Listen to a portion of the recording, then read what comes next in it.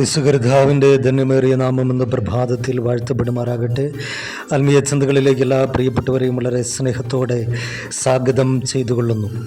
തെസ്സലോനിക്കർക്ക് എഴുതിയ 1 ലേഖനം 5 അധ്യായം 2 വാക്യം. കള്ളൻ രാത്രി വരും പോലെ കർത്താവിൻ്റെ നാൾ വരുന്നു എന്ന് നിങ്ങൾ തന്നെ നന്നായി അറിയുന്നുവല്ലോ.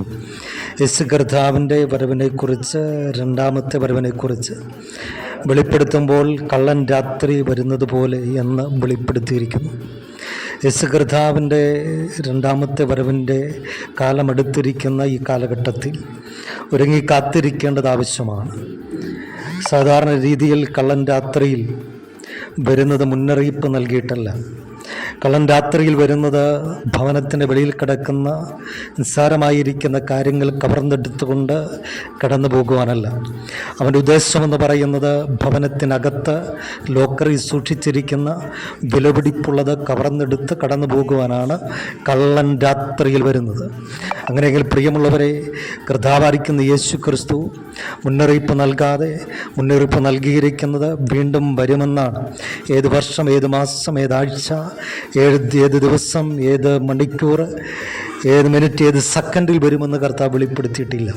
അവൻ പോയതുപോലെ തന്നെ വീണ്ടും വരുമെന്ന് വ്യക്തമായി വെളിപ്പെടുത്തിയിരിക്കുന്നു. പഴയ നിയമ പ്രവാചകന്മാർ, കർത്താവായിരിക്കുന്ന യേശു ക്രിസ്തു, കർത്താവിൽ നിന്ന് കേട്ട ദൂതൻ പ്രകാരം കർത്താവിൻ്റെ അപ്പോസ്തലന്മാർ, സ്വർഗീയ ദൂതന്മാർ, ഈ കാലഘട്ടങ്ങളിൽ ദൈവാത്മ നിയോഗപ്രകാരം ദൈവത്തിൻ്റെ അഭിഷിക്തന്മാരും വ്യക്തമായിട്ട് വെളിപ്പെടുത്തുന്ന യേശു കർത്താവ് മടങ്ങി വരുമെന്ന്. കള്ളൻ രാത്രി വരും പോലെ എന്ന് പറയുമ്പോൾ കർത്താവും വിലപ്പെട്ടതിനെ തന്നിലേക്ക് ചേർക്കുവാനാണ് വരുന്നത്.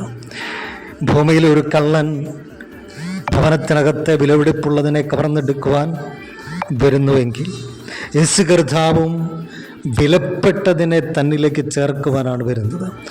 കർത്താവിൻ്റെ ദൃഷ്ടിയിൽ എന്താണ് വിലപ്പെട്ടത്?